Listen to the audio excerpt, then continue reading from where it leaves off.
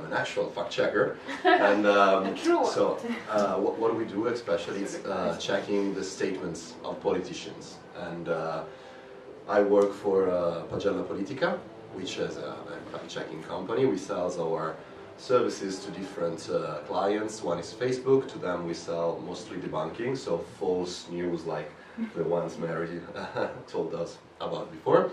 And this news agency, AGI, I work for, we do fact-checking in a strict sense, so checking statements of politicians. Also, we had a segment in the national television. I want to talk to you today about the impact our work has on readers, on other journalists, and on politicians. And let's start with the readers. I just wanted to say first about the things that are still not going that well. But after all this depressing news, I maybe just want to switch to the good news, but let's just be brief about it. The bad thing is that we are quite new still, so not everybody knows us.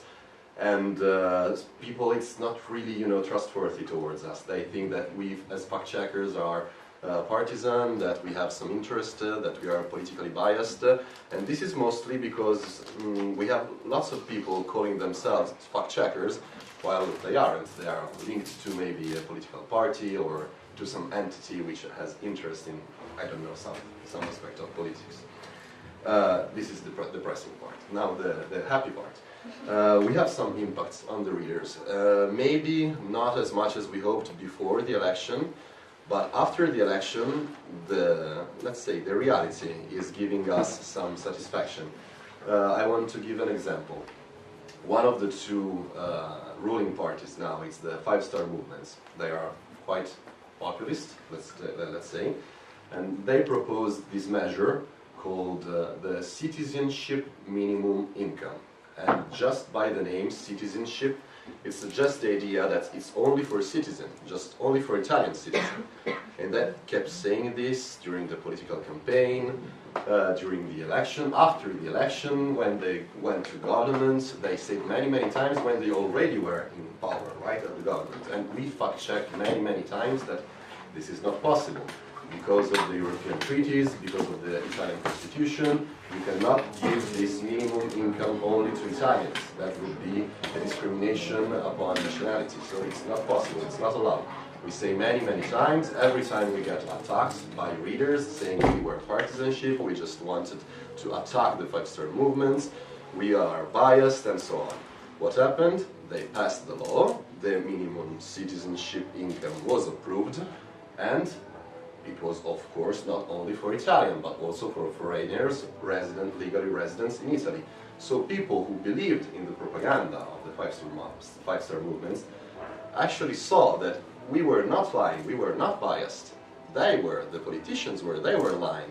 So the people actually starting to trust us a little bit more, and I think this is encouraging. The people who knows us tend to trust us, and this is really, really encouraging for us. Yet we have to, reach a broader audience. That's our main goal about the impact on readers. About the impact on journalists, this is also interesting because working for a news agency, we know that our fact-checking, we do 5 fact-checkings a week, so from Monday to Friday, every day we check a statement of a politician, and then in the evening is given to all the news media organization like televisions, radio, newspapers. They are usually, they have a subscription to the news agency we work for. It's like the second largest news agency in Italy, so everyone usually get our fact-checking. So the journalists have our work. The depressing part here, sadly, is that they usually do not exploit it. Sometimes in a newspaper we see that we are quoted, that the things we checked are, brought to the public, but most of the time, not only they do not quote us, which is not that important, but they do not use our work. And if in newspaper this is bad, it's really worse in television, because they have the politician right there just saying false statements that we already checked maybe many, many times, and they are not gonna use our fact-checking, they are not gonna confront him. So, this is depressing, right? But, on the bright side, things are a little bit changing. Things are now getting a little bit better. I think some TV journalists use our work. They try to confront the politician, and we had some occasion to confront them ourselves. And this usually brings to, you know, different results, because sometimes the politician is quite clever, so it can dismiss our work, can just, you know, mock us a little bit, and so probably the people watching the TV just don't get how wrong is he, right? We have one example of this with the former Prime Minister, Matteo Renzi. He stated that the jump of GDP of Italy during his years of government were the highest in Europe, and it wasn't true. Spain did it better, Ireland did it better, Cyprus did it better, if I remember properly, 5 countries did it better. And we confronted him during a TV transmission, and we say, no, okay, this is wrong, this is actually not true. And he was like, okay, sorry, I forgot about Cyprus, whoa, big deal. Okay, no, I forgot about Spain, it's the 4th country in Europe, I forgot about big countries as well.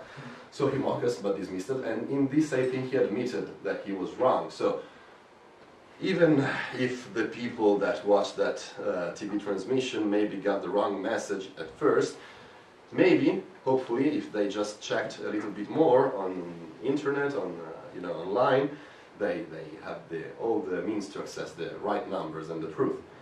Another example I can give is with Salvini, the Interior Minister right now, about vaccines.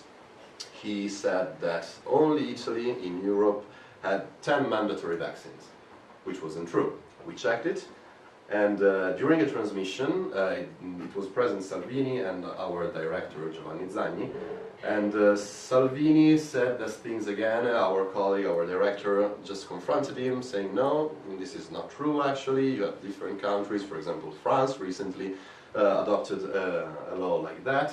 And Salvini just basically insulted us and said, no, you have to study better, this is not true, you are fact checkers, oh, come on.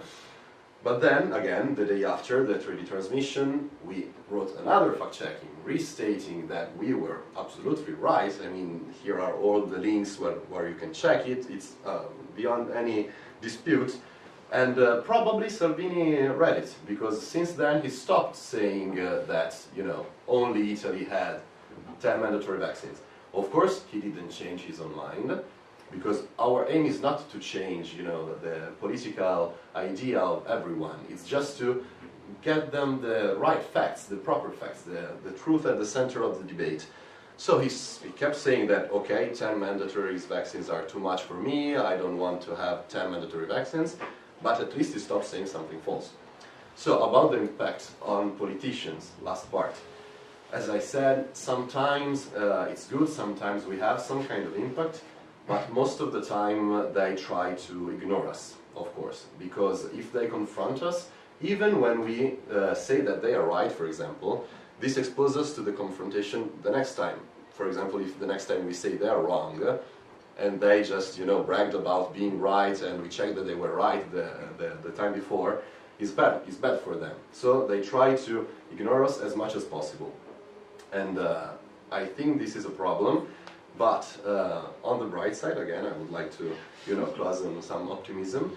I think things are a little bit changing, because the people want to have a little bit more facts and truths at the base of the discussion, because they're seeing that in the end, reality is that. You cannot argue with reality. I mean, you can insult us, but in the end, if, for example, the example I made about citizenship income, in the end, if that's the reality, probably you would have preferred to know as first, not only after you got, you know, lied by politicians.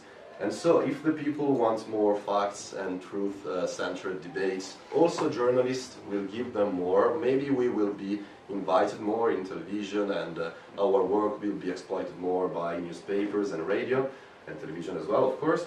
So in the end, I think we are, you know, on a growing path, and that's a good thing. I think that also we are spreading across countries, and of course we have to fight for our own name. We have to be perceived as fact checker, and not, you know, mixed with the self-calling fact-checkers who has ties with political parties and are not independent. So, I want to end this brief introduction to fact-checking just saying that things are gonna get better. I want to be optimistic about it. Come on. People is more willing to listen to facts than propaganda. So, let's hope this path will go on. Thank you.